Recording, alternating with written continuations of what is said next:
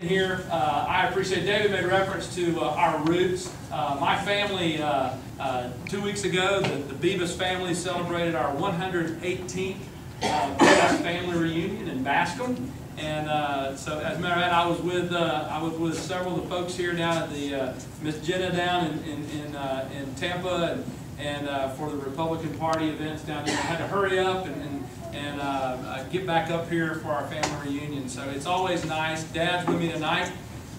This is where my father lived during the time my grandfather was in World War II in the South Pacific. My grandmother decided to move back here from Panama City so they would be closer to family.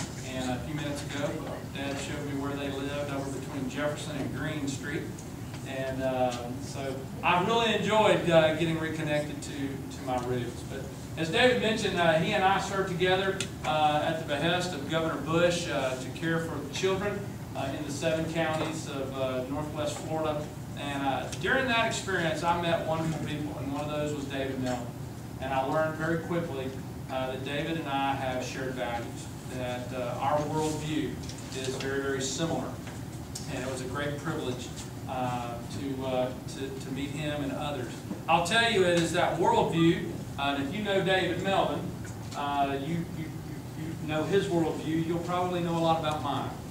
And as a third generation business owner of our family business, and serving my community through board positions like David made reference to, I am growing greater and greater concern about where we are as a country.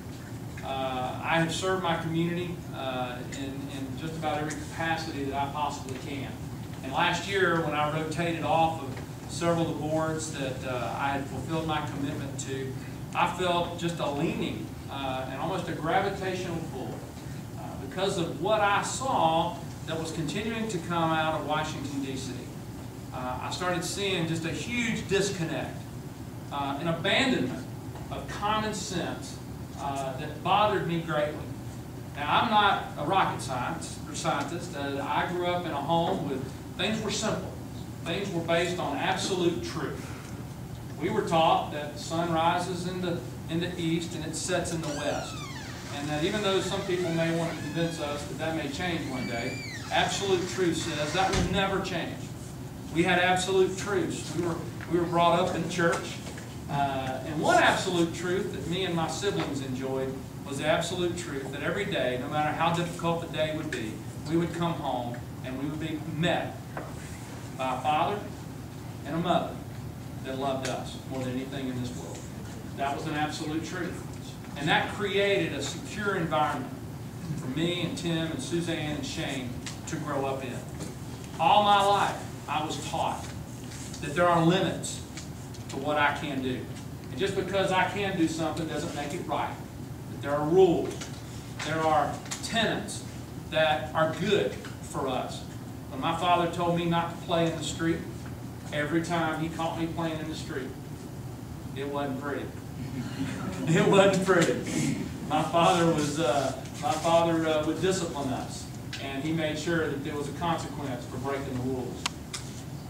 And he didn't do that because he wanted to harm us or he had ill will toward us. He did that because he loved us. And he wanted us to have a bright future. He wanted us to enjoy life's success. Well, as I now have children of my own, Susan and I, a woman that I started first grade with, and have been together my entire life. We've been married now 23 years. We are now blessed with 4 children. Samantha, Stephanie, Allie, and Abby. 2018, 14, and almost 13. And I'll tell you this, the older I get, the smarter my mom and dad get. And I realize now that my children need to know about rules. They need to know about limits. They need to know about a life of order, not a life of chaos, a life of order. And so therefore, I'm trying to introduce those same principles that mom and dad cared enough to introduce us to. I'm trying to do that with their grandchildren because I want them to enjoy the very best that I believe the God who made them has a future in store for them. You know, I believe with all my heart that there is a God who made all of us. I'm a man of faith. Unapologetically, I have a faith. just as our forefathers, I believe, had a faith. 4 times they referenced their Creator in the Declaration of Independence. And they said that they held these truths to be self-evident, that all men are created equal and are endowed by their Creator with certain unalienable rights, and that among those were life, liberty, and the pursuit of happiness. I want to make sure that my girls know life, liberty, and the pursuit of happiness.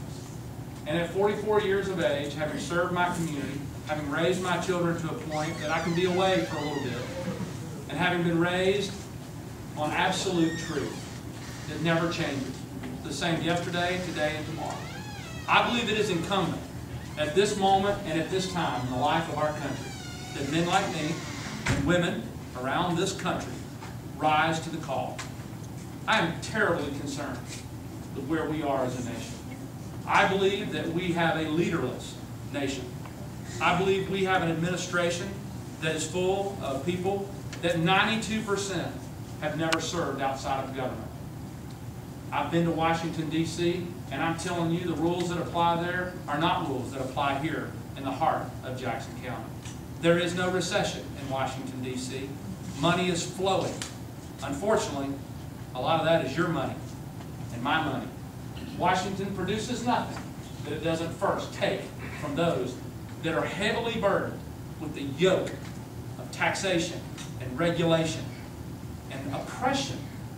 And so therefore, I'm falling back to one principle that my father taught me early to despise, and that is to despise injustice. To despise injustice. Now, that was a principle Dad taught me, but I believe that is a principle that Creator, who is referenced 4 times again in the Declaration of Independence, I believe He despises injustice as well. And what we are seeing in the United States of America right now is injustice. That men and women can work 80 hours, 90 hours a week, trying to keep their family business afloat and still not make it. I believe it was Madison who said that freedom will cease to exist when government will take from those who are willing to work and give to those who aren't. Well, ladies and gentlemen, freedom is ceasing to exist. We have a president, Barack Obama, a Speaker of the House, Nancy Pelosi, and unfortunately a congressman from the 2nd District of Florida, Alan Boyd, who believes in taking from those who are willing to work and giving to those who are not. And so therefore, all I can surmise from that is that they do not believe in life, liberty, and the pursuit of happiness, as our forefathers did. And they don't believe in freedom the way you and I believe in freedom. And so therefore, when people like that are in control, and they have their hands on the reins, it is incumbent upon us that can, that are willing to rise up and seize those reins and take chaos that is the order of the day in Washington, D.C., and restore order. Rid injustice of justice. Take those that are helpless and give them help. Take those that are oppressed and free them from that oppression. And I believe right now that the greatest of those that are oppressed in this country right now are the people that are working hard.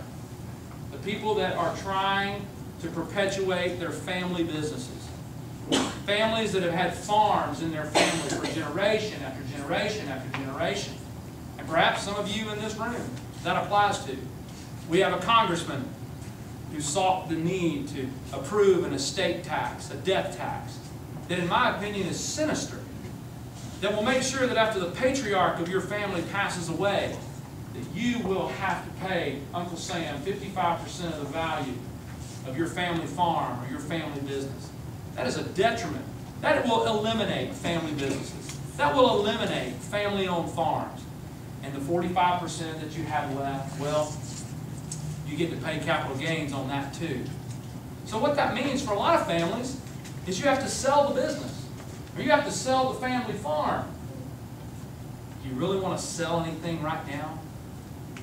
No, you don't. You don't want to sell anything right now because the economy is is hurting in such a way that if you sold something right now, perhaps it would be 40%, 50%, 50 cents on the dollar. Wow. But you know what? If you believe in redistribution, if you believe in taking from those who work hard and giving to those that do not, then you would pass a sinister tax like the death tax. If you believe in redistribution, then you would allow those Bush tax cuts to expire in January, which they are. They will.